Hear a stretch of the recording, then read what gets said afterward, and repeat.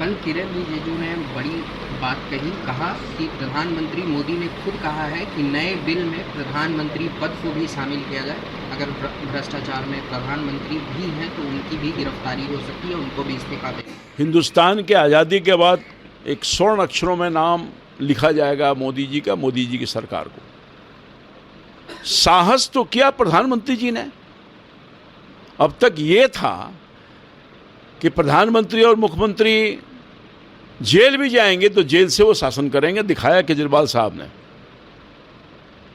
चूंकि जब संविधान का निर्माण हो रहा था तो संविधान के निर्माण के समय में सोचा ही नहीं गया था कि इस देश का कोई प्रधानमंत्री और मुख्यमंत्री और मंत्री करप्शन में या गलत चीज़ में इन्वॉल्व होगा।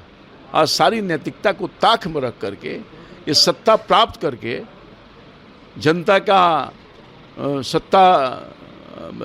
ने इनको सत्ता दिया था, इसलिए नहीं कि देश को बेचें, प्रदेश को बेचें, अनैतिक काम करें, तो इसलिए प्रावधान नहीं था। और प्रधानमंत्री जी ने खुद स्वयं कहा कि नहीं, नैतिकता होनी चाहिए। चाहे देश के कोई भी बड़ा से बड़ा आदमी हो, देश का प्रधानमंत्री हो या प्रदेश का मुख्यमंत्री हो या मंत्री हो, वो भी अगर गड़बड़ करता है तो उसको भी नैतिकता के आधार पर इस्तीफा देना चाहिए था, मगर नहीं देता है तो कानूनी आधार बना करके एक बहुत बड़ा इतिहास रचने का काम किया है माननीय मोदी जी के प्रयास से।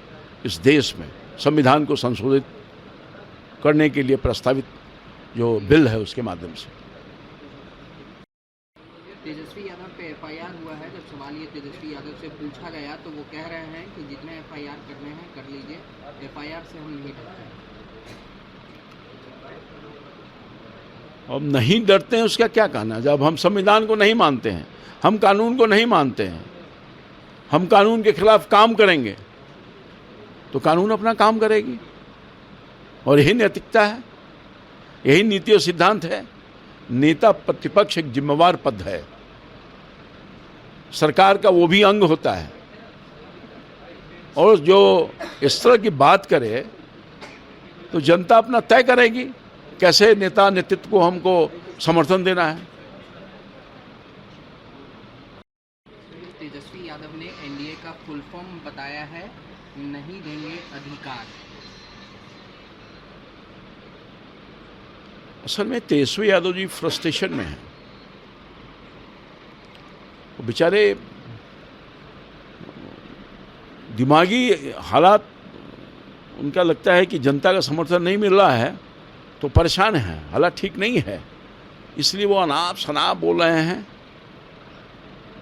यही कारण है कि कुछ से कुछ बोल रहे हैं जिसका कोई माने मतलब नहीं है। हम अधिकार देने वाले लोगों में से हैं। जो छीने हुए अधिकार हैं उसको हमने दिया अपने इस 12-11 साल के मोदी जी के शासनकाल में। जिनके अधिकार आज तक नहीं मिले थे, जो यही कांग्रेस पार्टी है, उनके चट्टे बट्टे लोग हैं, जो आम जन के अधिकार को छीन लिया था, उसको हमने लाकर वापस जनता को दिया है। इसलिए तो मोदी जी के प्रति लोगों का समर्थन और प्यार है, और इसीलिए तो लगातार वो जनता का समर्थन लेकर के देश की जनता का सेवा कर रहे हैं। ये सब लोग बेचैन भारत हो गए हैं।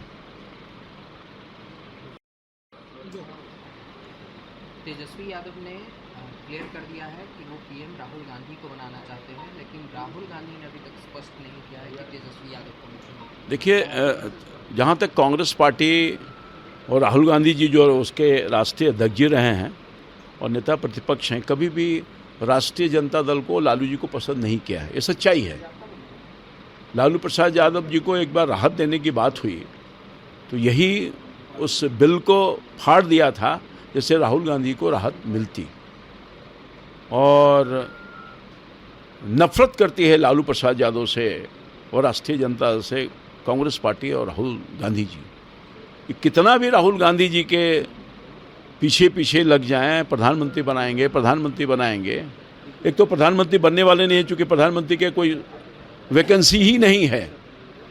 प्रधानमंत्री मोदी जी हैं और रहेंगे, मगर इनके मन में कितना वो राष्ट्रीय जनता और तेजस्वी जी के प्रति दुर्भावना है, वो दिख रहा है कि वो तो कह रहे हैं कि प्रधानमंत्री बनाएंगे, मगर जब उनसे पूछा गया तो गोल मटोल बोल रहे हैं।